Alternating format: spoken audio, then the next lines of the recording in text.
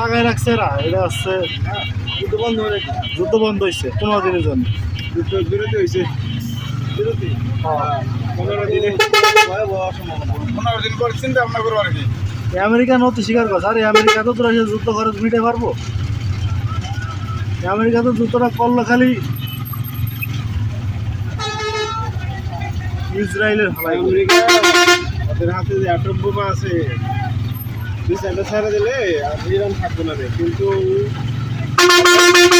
সবাই আলটিমেটলি চিন্তা করে কি, নিজের দেশের রক্ষা আগে।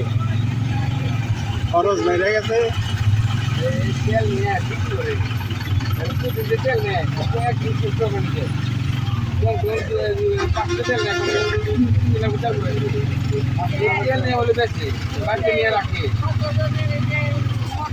আমি গ্রাম বইরে লাগিয়েছি কত না, সারা বছর চলাই